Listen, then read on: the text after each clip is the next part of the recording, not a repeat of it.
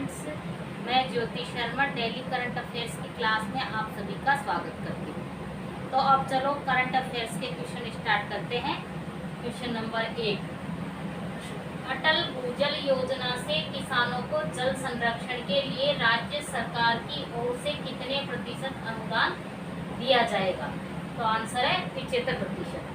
तो स्टूडेंट्स, आपने अटल भूजल योजना के बारे में तो सुन रखा होगा। और अटल भूजल योजना की बात करें तो मतलब भूजल का मतलब होता है कि जो भूमिगत जल, मतलब भूमि के अंदर जो जल है उसे भूजल कहते हैं। और धीरे धीरे ये भूजल स्तर क्या है, गिरता जा रहा है। और जो भूजल स्तर गिरता जा रहा है तो उसके लिए सरकार ने क्या किया है, इसके प्रबंधन को बढ़ावा देने के लिए केंद्र सरकार ने एक योजना का संचालन किया है। और इस योजना की घोषणा 25 दिसंबर 2019 को की। कब की? 25 दिसंबर 2019 को। और इसी दिन अटल टनल योजना का क्या किया, उद्घाटन हुआ। इसी दिन अटल टनल योजना का उद्घाटन हुआ। और इसकी शुरुआत, अटल भूजल योजना की शुरुआत किस दिन हुई? 1 अप्रैल 2020 से हुई। कब से हुई? 1 अप्रैल 2020 से हुई थी। और इसमें वित्त पोषण केंद्र सरकार तथा वर्ल्ड बैंक के द्वारा किया जाता है। और केंद्र सरकार के द्वारा यहाँ पर 3000 करोड़ का और वर्ल्ड बैंक के द्वारा भी 3000 करोड़ का वित्त पोषण किया जाता है। मतलब कुल मिलाकर, दोनों को मिलाकर 6000 करोड़ हो गए। दोनों की 50-50% की भागीदारी है। इसकी केंद्र सरकार की और वर्ल्ड बैंक की 50-50% की क्या है, भागीदारी है। और इसका संचालन देश के 7 राज्यों में किया जा रहा है। अटल भूजल योजना का संचालन देश के कितने राज्यों में किया जा रहा है स्टूडेंट्स? तो ये 7 राज्यों में किया जा रहा है। और इनमें 7 राज्यों के नाम है हरियाणा, राजस्थान, गुजरात, उत्तर प्रदेश, मध्य प्रदेश, महाराष्ट्र और कर्नाटक। इन 7 राज्यों में इसका संचालन किया जा रहा है। और राजस्थान में इसका संचालन 17 जिलों में किया जा रहा है। कितने जिलों में किया जा रहा है राजस्थान में इसका संचालन? 17 जिलों में किया जा रहा है। और 17 जिलों की 38 पंचायत समितियों में इसका संचालन हो रहा है। और 38 पंचायत समितियों की में लगभग 1144 ग्राम पंचायतों में इसका क्या हो रहा है, वर्तमान में संचालन हो रहा है। और जो वर्तमान में क्या हुआ है कि हमारे राजस्थान में वर्षा आधारित उच्च उद्यानिकी पद्धति को अपनाते हो, अगर कोई किसान अपनाता है तो इसके लिए सरकार द्वारा क्या दिया जाएगा, 75% का अनुदान दिया जाएगा। अब नेक्स्ट क्वेश्चन पर आगे बढ़ते हैं। क्वेश्चन नंबर 2, 27 जुलाई 2023 को प्रधानमंत्री राजस्थान में कहाँ आए हैं? तो 27 जुलाई 2023 को प्रधानमंत्री राजस्थान के सीकर जिले में आए। तो स्टूडेंट्स, 27 जुलाई 2023 को जो हमारे प्रधानमंत्री है नरेंद्र मोदी जी, वो कहाँ आए? सीकर जिले में। और इनके द्वारा किसान सम्मान निधि योजना, इसकी शुरुआत 1 दिसंबर 2018 को हुई थी। कब हुई थी? प्रधानमंत्री किसान सम्मान निधि योजना की शुरुआत 1 दिसंबर 2018 को हुई थी। और इसमें कहा कि किसानों को 6000 रुपये प्रतिवर्ष दिए जाएंगे। मतलब ये 3 किस्तों में दिए जाते हैं, तो 2-2 हजार रुपये की 3 किस्त जो डायरेक्ट किसानों के खातों में आते हैं पैसे। इसी किसान निधि योजना की तहत इसकी 14वीं किस्त को जारी किया गया। और इसमें मतलब किसानों के खाते में डायरेक्ट कितने 17 करोड़ रुपए डायरेक्ट भेजे गए।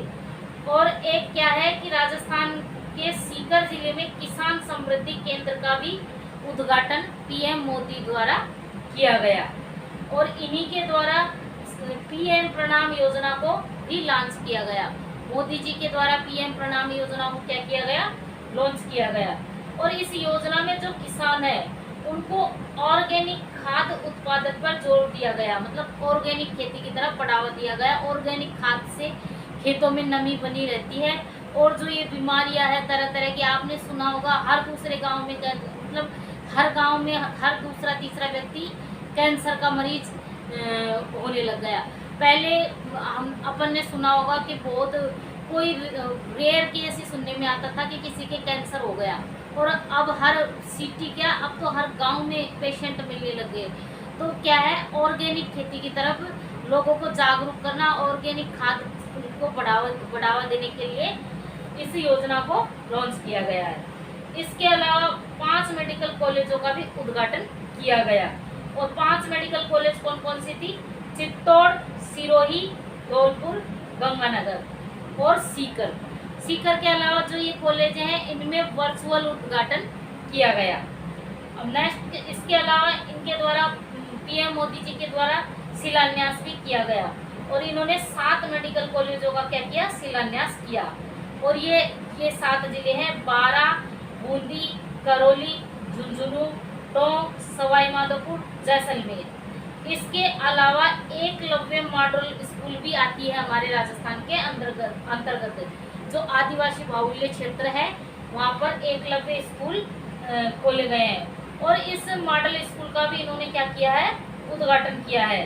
और ये इन मॉडल स्कूलों का उद्घाटन उदयपुर, डूंगरपुर, प्रतापगढ़ व बांसवाड़ा में 6 एकलव्य मॉडल स्कूलों का क्या किया है? उद्घाटन। और ये एक तरीके से वर्चुअल उद्घाटन था। और एक वर्चुअल उद्घाटन मोदी जी द्वारा जोधपुर के तिवरी में केंद्रीय विद्यालय का वर्चुअल उद्घाटन भी किया गया। इसी प्रकार नेक्स्ट क्वेश्चन पर आगे बढ़ते हैं। क्वेश्चन नंबर 3, राज्य सरकार द्वारा प्रारंभ सहकार ग्राम आवास योजना के तहत किस बैंक से 50 लाख तक का ऋण उपलब्ध करवाया जाएगा? तो ये है केंद्रीय सहकारी बैंक।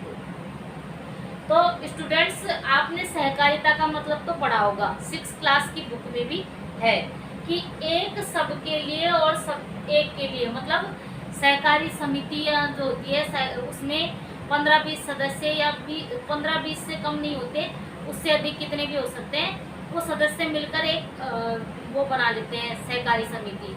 और एक तरीके से वो पैसों का लेन देन भी करते हैं, महीने के महीने वो चलाते हैं, सोसाइटी टाइप में चलाते हैं। और जिसमें क्या होता है कि जो पैसे इकट्ठे किए जाते हैं तो वो सब में बांट दिए जाते हैं, जो प्रॉफिट होता है सबको बांट दिया जाता है, और जिसको पैसों की ज़रूरत होती है वो उसमें से पैसे ले लेता है।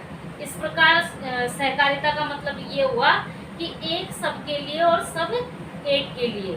और राजस्थान में सहकारिता आंदोलन की शुरुआत वर्ष 1904 में हुई थी। और ये कौन से जिले से हुई थी स्टूडेंट्स? तो ये अजमेर जिले से हुई थी। उसके बाद राजस्थान में बहुत सारी सहकारी इकाइयों की स्थापना हुई थी, और सहकारिता विभाग का गठन राजस्थान में किया गया। किसका गठन किया गया राजस्थान में? सहकारिता विभाग का।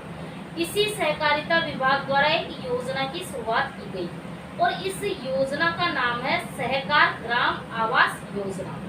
इसके तहत किसानों को खेत में आवास निर्माण हेतु ऋण दिया जाएगा। क्या दिया जाएगा? किसानों को खेत में आवास निर्माण हेतु ऋण दिया जाएगा, क्योंकि जो किसान है तो खेत में ही रहेगा, खेत में मकान बना लेगा, तो क्या वो अपनी खेती को ज़्यादा अच्छे तरीके से संभाल सकेगा, वहाँ की वहाँ उसको काम करने में भी आसानी होगी। इसलिए राजस्थान सरकार ने क्या किया है? ये ऋण देने की बात की है, और इस ऋण का भुगतान 3 किस्तों में किया जाएगा। और ऋण पर क्या किया जाएगा? अनुदान भी दिया जाएगा। और ऋण पर अनुदान कितना दिया जाएगा? तो 5% ऋण पर क्या दिया जाएगा? अनुदान दिया जाएगा, और ब्याज लगेगा 6%, और इसकी अवधि 15 वर्ष होगी। ऋण 50 लाख रुपए तक दिया जाएगा। कितने रुपए तक दिया जाएगा ऋण?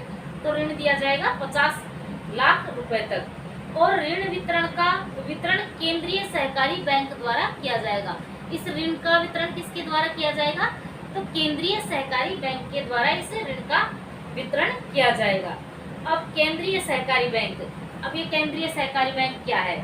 राजस्थान में सहकारिता में शाख प्रबंधन की आवश्यकता होती है, मतलब ग्रामीण क्षेत्र में जो शाख प्रबंधन की आवश्यकता हुई तो लोग सरकार के पास जाते हैं, मतलब अपनी बात सरकार तक पहुंचाते हैं। और सरकार द्वारा राजस्थान में ग्रामीण क्षेत्र में ऋण वितरण हेतु कुछ बैंकों का भी निर्माण किया गया।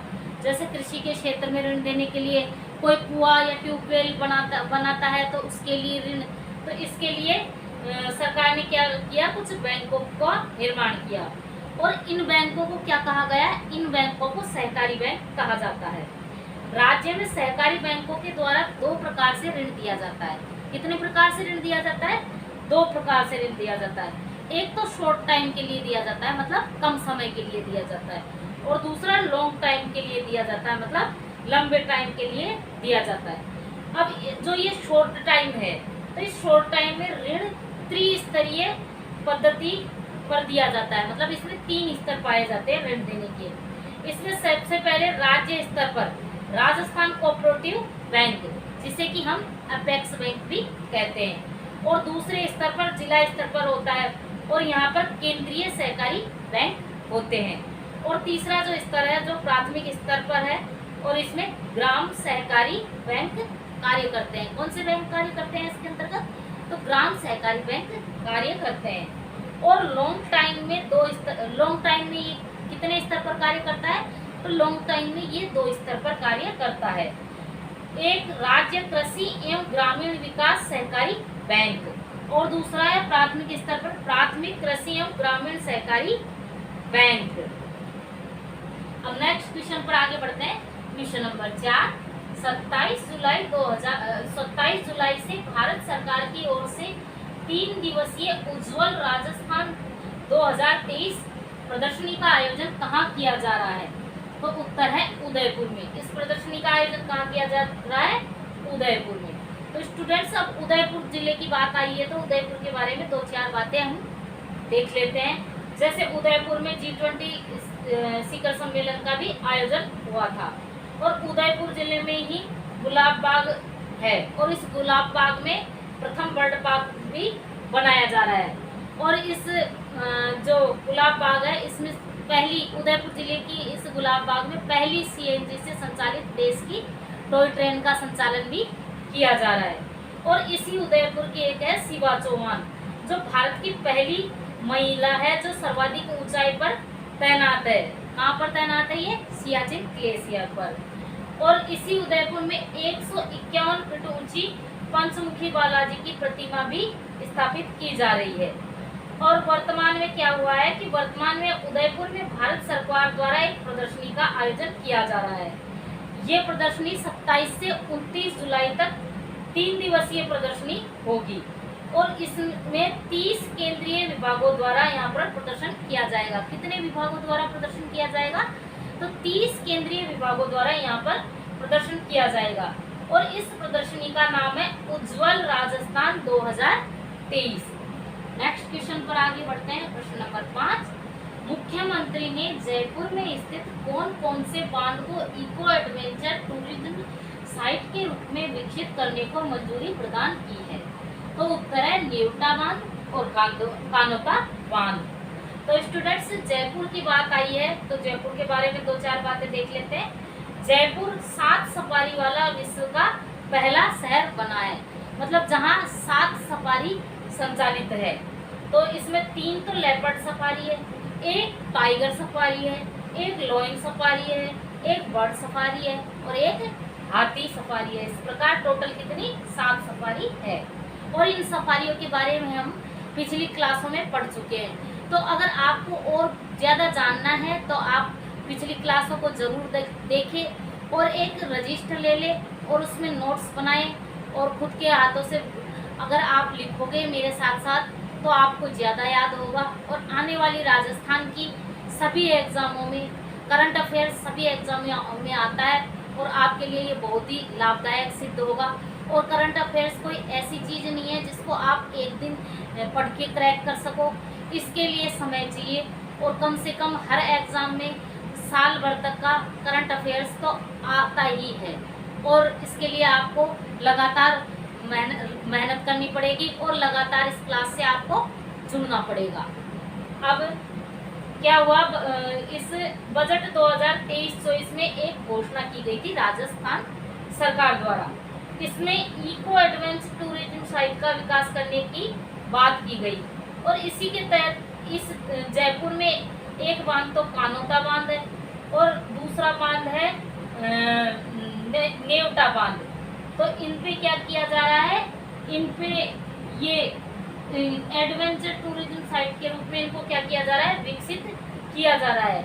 और स्टूडेंट्स आपको पता होगा जो ये कानोता बांध है, इसमें राज्य में क्या है, सर्वाधिक मछलियों का उत्पादन इस बांध के ऊपर किया जाता है। और इसी के साथ आज अपने करंट अफेयर्स के क्वेश्चन पूरे हुए। मैं कल कुछ नए क्वेश्चनों के साथ आपके सामने हाजिर होंगी। क्लास को ज़्यादा से ज़्यादा लाइक करें, शेयर करें, सब्सक्राइब करें। धन्यवाद।